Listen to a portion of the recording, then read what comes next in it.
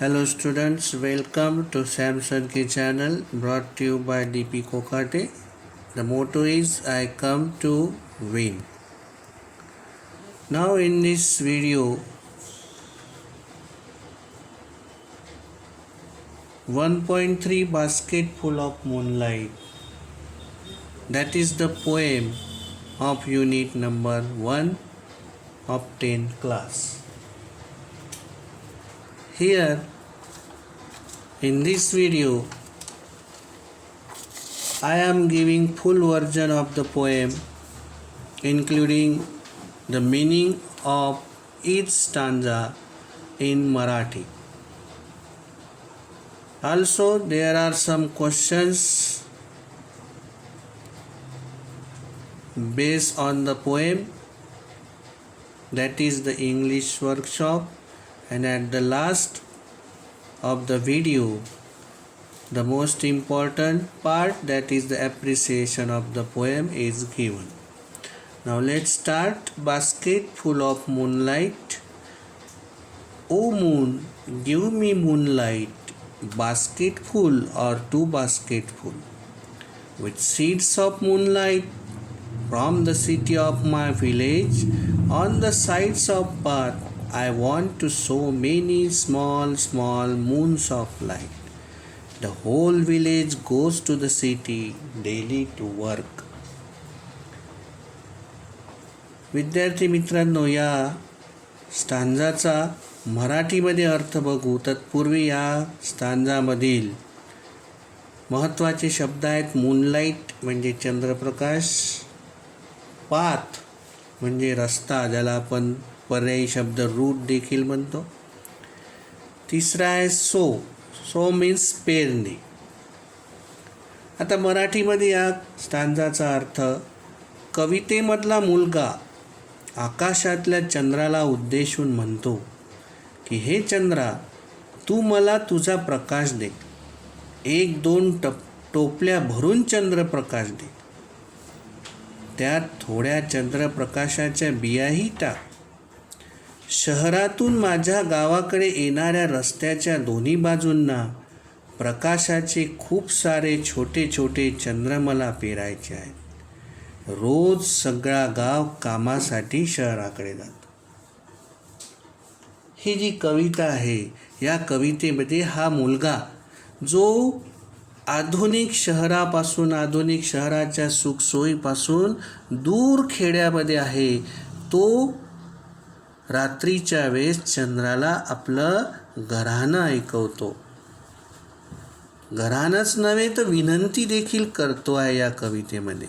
आणि म्हणून तो म्हणतो आहे की मला 1-2 टोपल्या भरून चंद्रप्रकाश दे, आणि त्यात चंद्रप्रकाशाच्या बियाही टाक. किती सुंदर कल्पना आहे.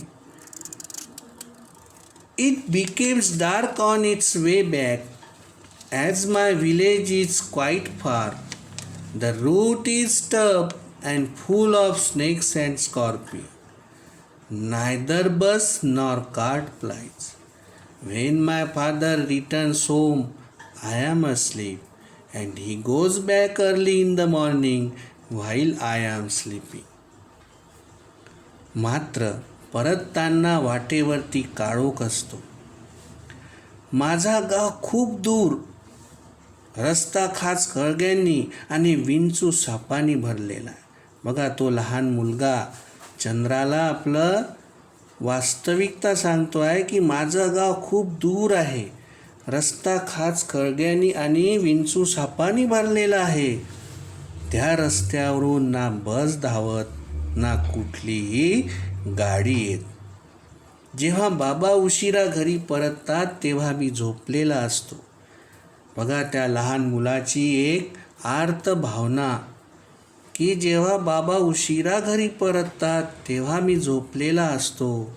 भल्या पहाटे जेव्हा ते पुन्हा कामावर जातात तेव्हा मी गाढ झोपलेलाच असतो.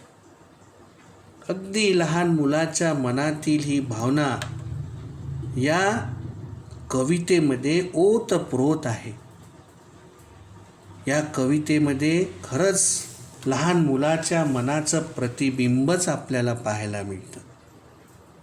विद्यार्थी मित्रांनो, या स्टांजामध्ये जे कठीण शब्द आहेत ते होल, ज्याला आपण संपूर्ण असं देखील म्हणू.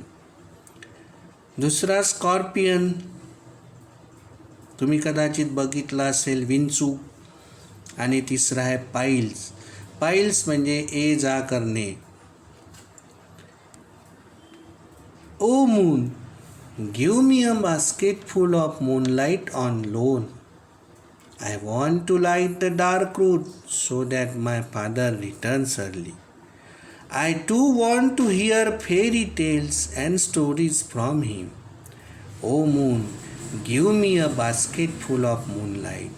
I want to sow seeds of moon on the sides of the path.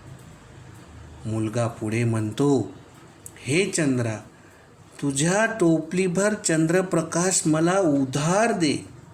म्हणजेच ज्याला आपण कर्ज म्हणू शकतो, लोन म्हणजे. तुझा टोपलीभर चंद्रप्रकाश मला उधारीत दे. कशासाठी? म्हणजे मला गावाकडे येणारा रस्ता मी उजळून टाकेल. बघा त्या लहान मुलाची कल्पना. तो चंद्राला मूनलाईट मागतोय आणि तेही उधारीत.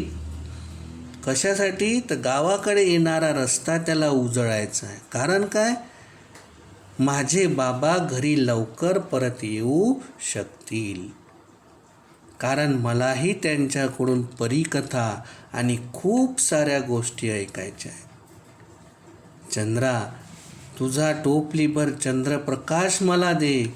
रस्त्याच्या दोन्ही बाजूंना प्रकाशाच्या बिया मला पेरायच्या आहेत.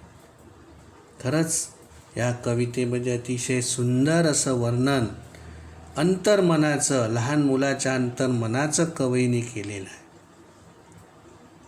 की एक मुलगा की ज्याला वडिलांचं प्रेम हवं असतं, पण वडील रोज कामासाठी बाहेरगावी जातात. परत येतात तेव्हा तो मुलगा झोपलेला असतो आणि कामावर जातात तेव्हा तो झोपलेलाच असतो. आणि त्यामुळे त्याला वडिलांचं प्रेम, वडिलांच्या मुखातून त्याला गोष्टीसुद्धा ऐकायला मिळत नाही. ही त्याची शोकांतिका तो चंद्रासमोर मांडतो. आणि म्हणून तो म्हणतो आहे, give me a basket full of moonlight. Loan म्हणजे इथे कर्ज, टू लाईट म्हणजे प्रकाशित करणे. यानंतर कवितेचा पूर्ण सारांश, कवितेचं पूर्ण आपण अर्थ देखील मराठीमध्ये बघितला आहे. यानंतर या कवितेवर आधारित इंग्लिश वर्कशॉप. सोपेच प्रश्न आहेत, कशा पद्धतीने सोडवायचे, त्यांची उत्तरं काय या ठिकाणी दिल्या. जसं पहिला प्रश्न आहे, complete the following sentence with the help of the poem. अर्धा भाग दिलेला आहे, अर्धा भाग तुम्हाला कवितेच्या आधारे सोडवावा लागेल. नेक्स्ट आहेत प्रश्न, की या कवितेवर आधारित प्रश्न काय असू शकतात. जसं इथे आहे, what does the poet wish to get from the moon and why. की मुलाला चंद्राकडून काय हवं आणि का बरं. तर त्याचं answer, the poet wish to get basket or 2 baskets of moonlight from the moon so that he can sow the seeds of moonlight to light the dark path from the city to his village. नंतर आपण बघू ते म्हणजे pick out and write the lines from the poem that prove the following.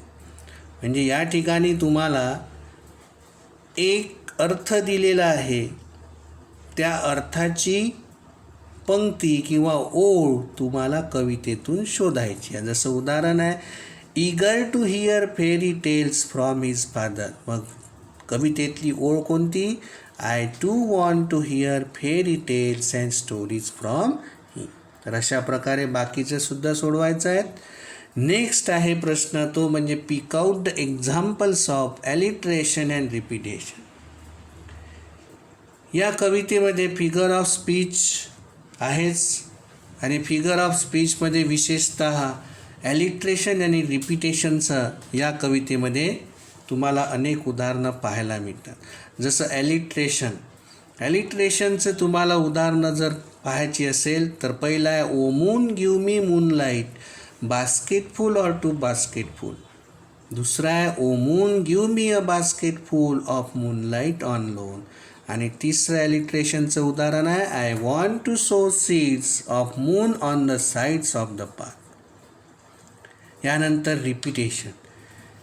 रिपिटेशनचं उदाहरण देखील आहे, जसं I want to sow many small small moons of light. या ठिकाणी एक शब्द डबल रिपीट झालेला आहे, तो म्हणजे कोणता, स्मॉल स्मॉल. तर अशा पद्धतीने तुम्हाला कवितेवर आधारित प्रश्न देखील आहे. त्यानंतर महत्त्वाचा भाग, कंप्लीट द वेब. यामध्ये तुम्हाला डायरेक्ट ॲन्सर मी इथे दिलेले आहेत. वेब कशाशी रिलेटेड आहे, तर वेब रिलेटेड आहे, the poet wants to light the dark route because.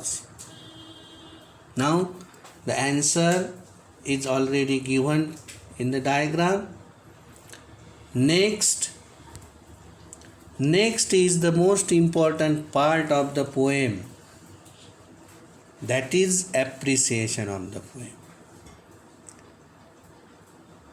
Here you have to write the full description of the poem with given points, and there are 5 points relating to the appreciation of the poem.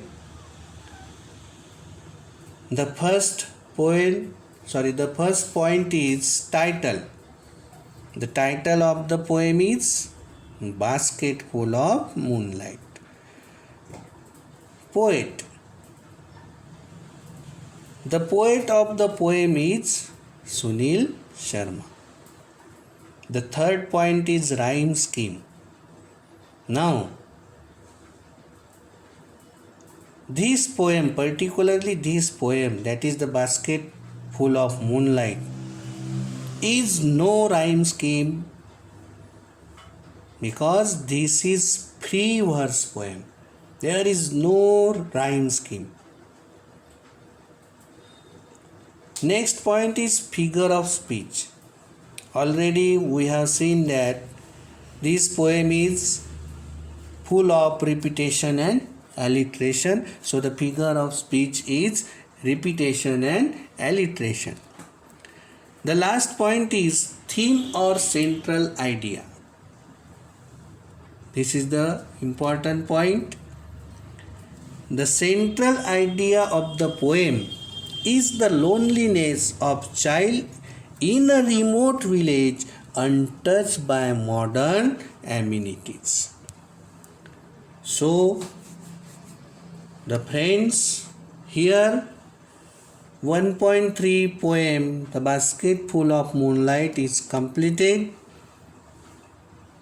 Thank you so much for watching this video, and I will come again with another videos of next topic. Thank you.